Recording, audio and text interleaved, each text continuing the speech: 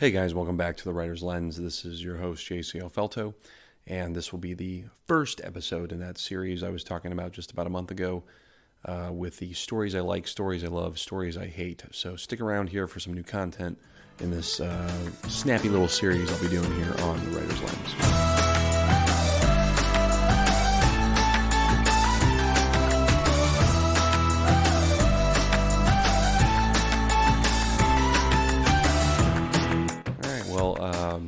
I'm sure you're all wondering what exactly I mean by stories I like, stories I love, stories I hate. With this particular little mini-series I'm going to do here on The Writer's Lens, I just thought it would be fun, since it is my podcast, to do something where I talk about the types of stories that I enjoy, the stories that I can come back to consistently, that would be the stories I love, and then the stories that I loathe and wish that I could get my life back for having listened to them or read them or watched them, or maybe just in general, whenever I see it coming, I just run the other direction. That's what this little mini series is going to be. I got about 6 or 7 episodes lined up. Should be able to knock them out relatively quickly.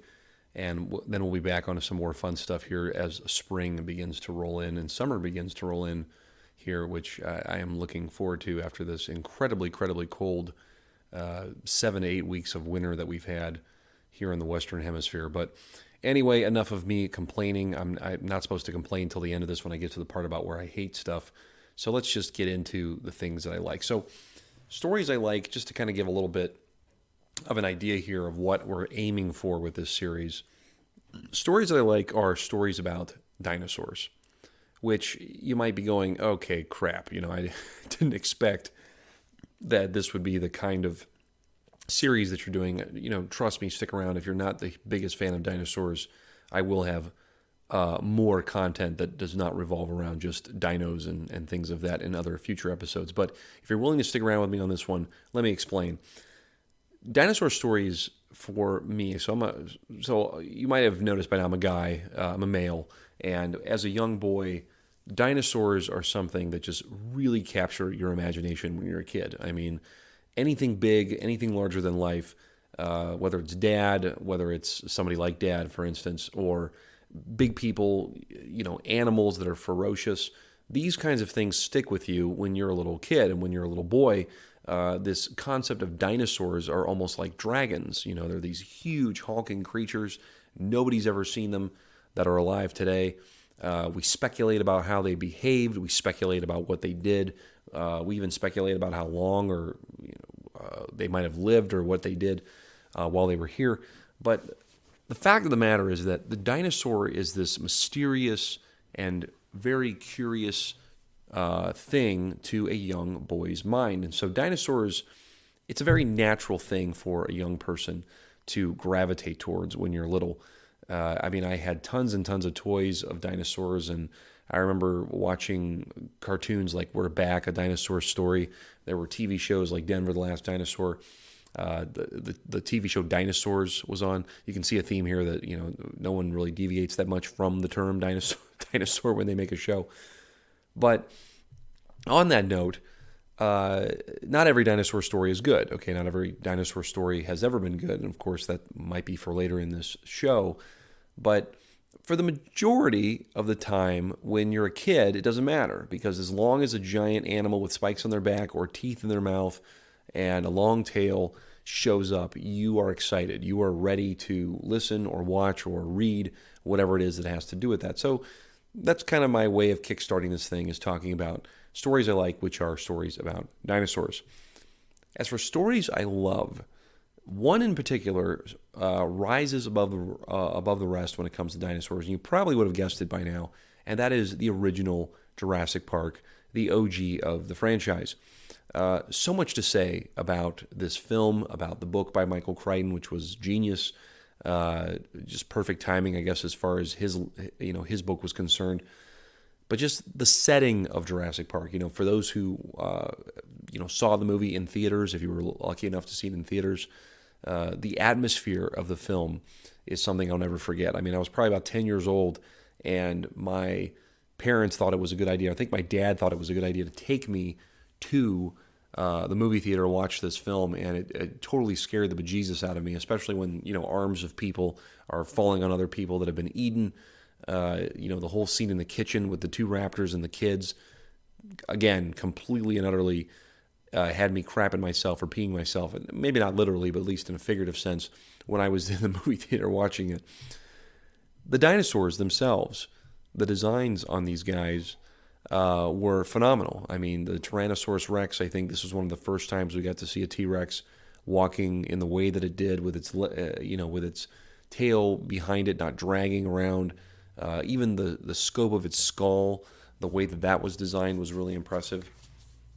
And then, of course, we were introduced to the Velociraptor in Jurassic Park. A lot of people had no clue what the Velociraptor was until Jurassic Park came along. And outside of just the dinosaurs, there was the characters. Alan Grant, Ellie Sattler, Ian Malcolm, John Hammond. All of these guys are synonymous with the franchise, and they, Ellie, up until I think the forthcoming Jurassic World Dominion, hasn't been in a single film. Oh, she did have one cameo in Jurassic Park 3, I will say that. But these characters are sort of timeless. They showed up in video games. They were, action figures when the franchise really took off. And each of them has a very unique role in this film. Hammond is the, he's the brains and also, as it turns out, the pocketbook for Jurassic Park's inception. Alan Grant is the paleontologist, a man out of time. Can't believe he actually sees them in real life. Ellie Sattler's along for the ride with that and has her own sort of arc that she's dealing with inside the story. And then, of course, there's Ian Malcolm, played by Jeff Goldblum, which I don't need to explain that anymore as to why that's fun. But then there is the one thing about Jurassic Park. I could mention the dinosaurs, the people, the setting, all that kind of stuff. The thing about Jurassic Park that sets it apart, aside from the amazing soundtrack, which I should mention by John Williams, is fantastic. As soon as you hear that music start up, we're going to Jurassic Park, is the philosophical question that is raised very early on in the movie. And that is the question that John Hammond gives at that lunchroom scene. So there's the scene that I'm referring to is when they're taken out into the raptor, paddock, if you will, or the raptor containment area, and the raptors are fed this cow that just gets lowered into their pen, and they just rip it to shreds, and we don't actually get to see the raptors eating the cow, but we get to hear all the noises, and we watch the reactions of the people. And then, of course, John Hammond says, "Oh, well, who's hungry?" And they immediately take them inside to have lunch, and nobody really wants to eat. They've lost their appetite because of what they've just seen.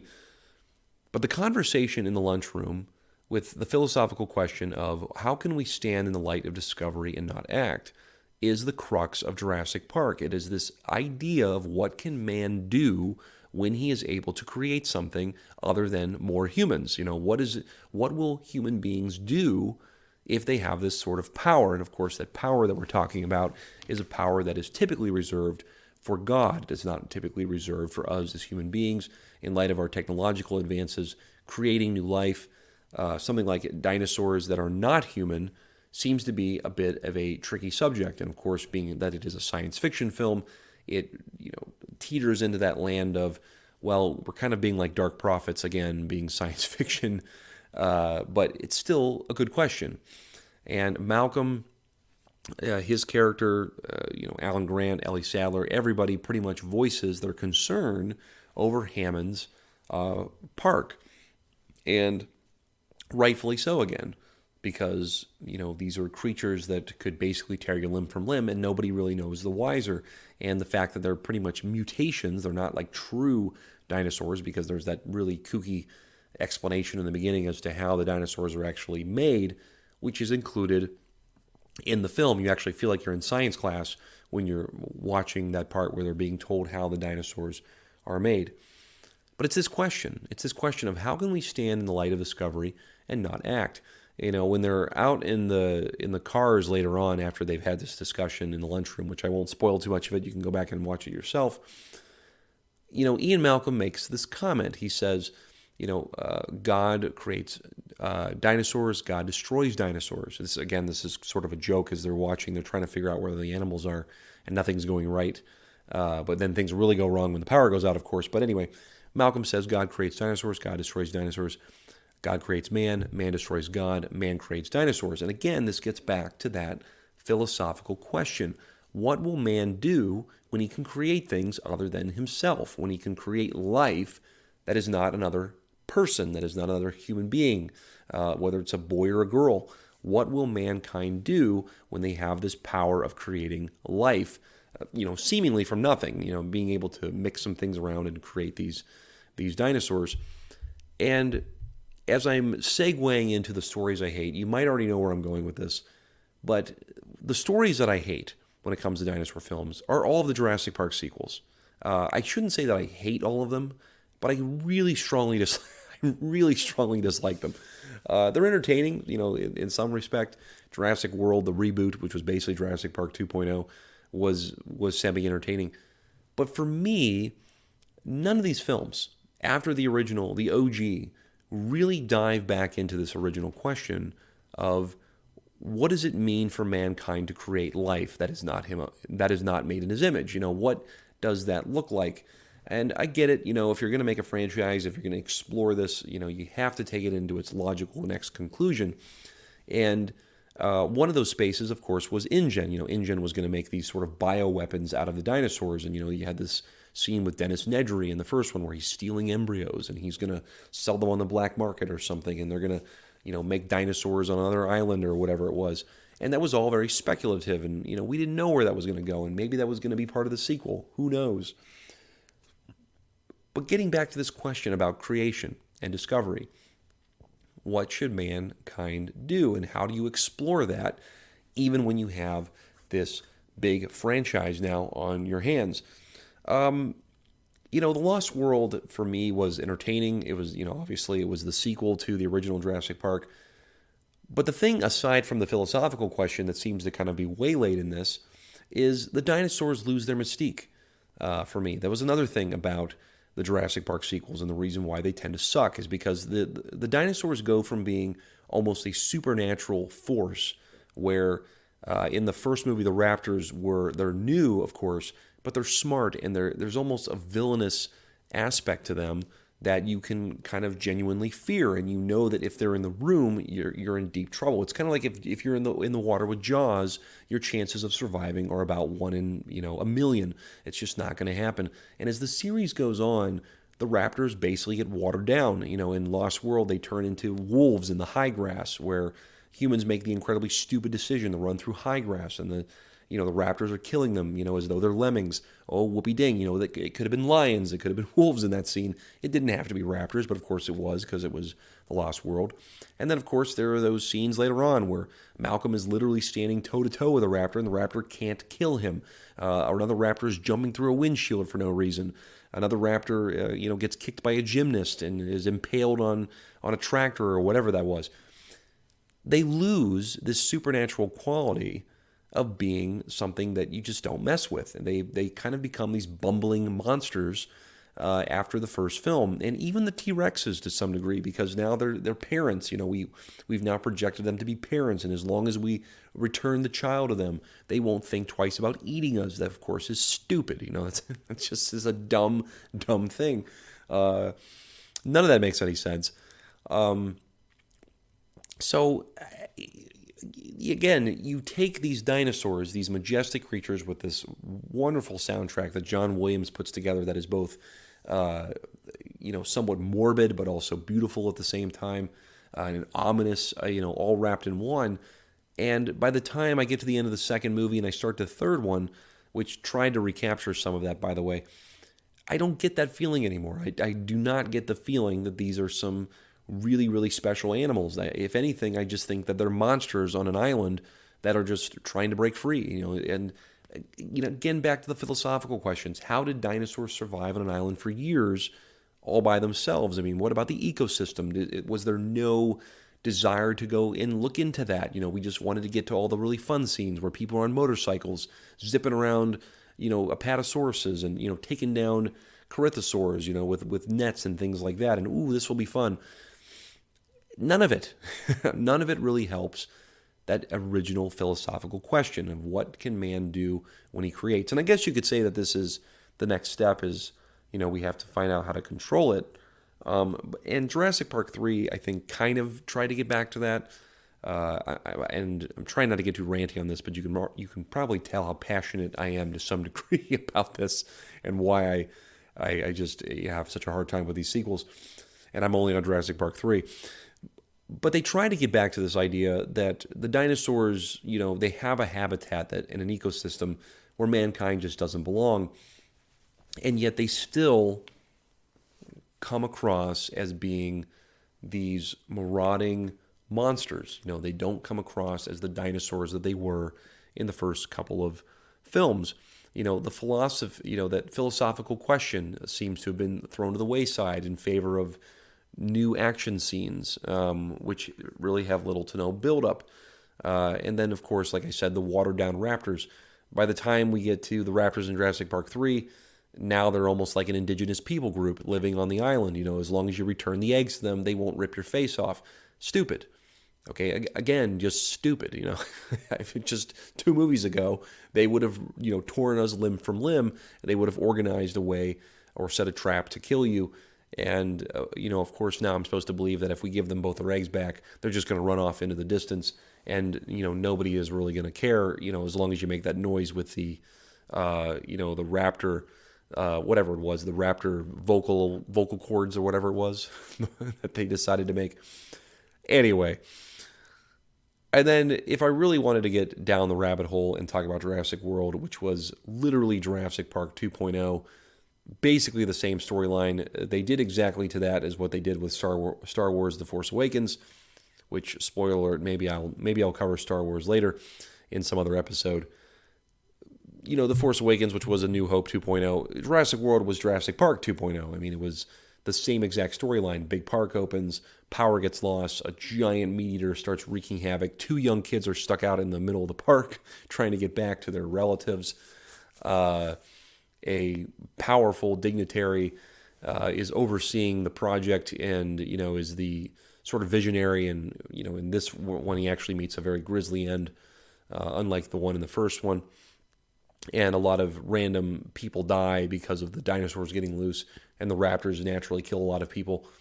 It's a lot like the same story, and then we have the dramatic ending, of course, where T-Rex comes and saves the day yet again, along with raptors this time around.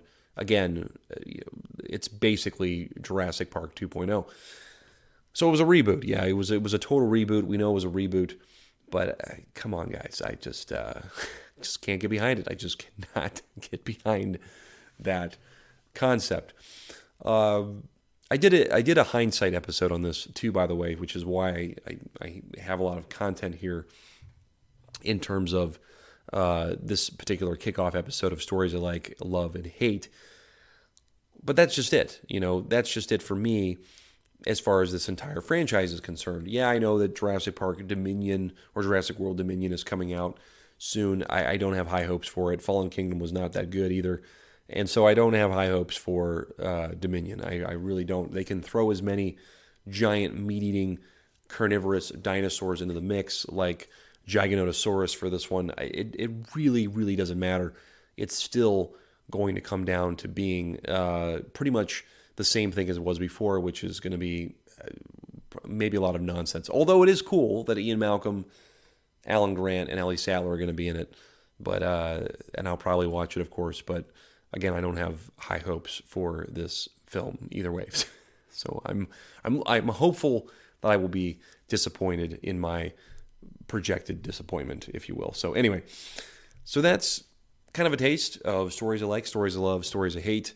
I promise to be a little bit better about the side that I like and I love, and there probably be some better themes here to explore other than just ripping on an entire franchise, which, again, I love Jurassic Park. I love the original Jurassic Park. I love the concept. I just wish in hindsight they would have been a little bit more careful with the way that they brought these dinosaurs, out into later films as well. So with that, I'm going to take a breather. I'm going to step away from this so that you guys can either like, share, subscribe to the content, or check out more of what I'm up to over at the Writer's Lens. So thanks again for listening. Again, share with a friend, maybe start a dialogue. You guys can argue about it just like I do with myself, and we'll just continue on from there. So again, thanks for listening, guys. Be safe out there until next we meet. I'm JCL Felto for the Writer's Lens.